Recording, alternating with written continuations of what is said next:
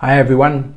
We continue to look at the subject of our freedom in Christ. And I want to talk about how we need to be free from the power of money.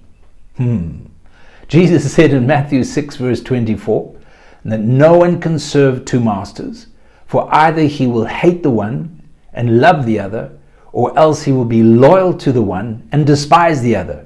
He then said, you cannot serve God and mammon. You know, Francis Bacon was an English Renaissance statesman and philosopher, and he made this interesting statement. He said, money is a great servant, but a bad master.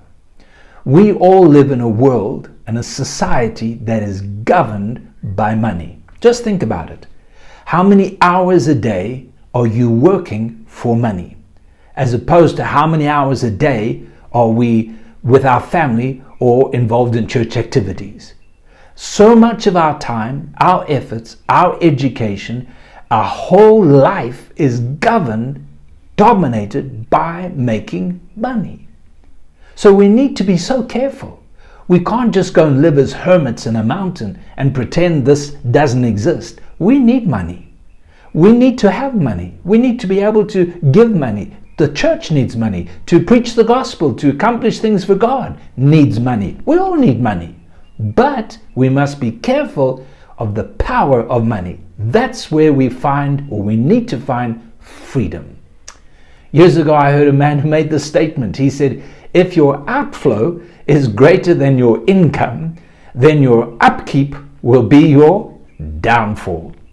In other words, we need to learn to be willing to cut our cloth according to what we earn. We cannot have a desire where we're consumed by the want of more money, more materialism, more this, more that, better, and so on. Paul says in 1 Timothy chapter 6, reading from verse 8, we've got food and clothing, we need to be content. He goes on and he says, for the love of money is the root of all kinds of evil. We need to be careful of the power of money.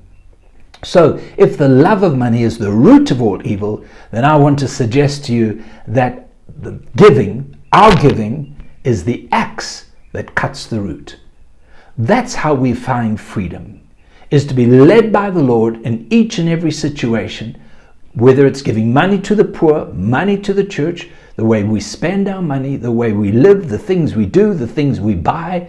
We need to be sensitive to the ministry and the direction of the Holy Spirit, not according to the letter of the law, the pressures of society, the principles of this world. No, we need to be free in our finance so that we can be a blessing to God and to His people.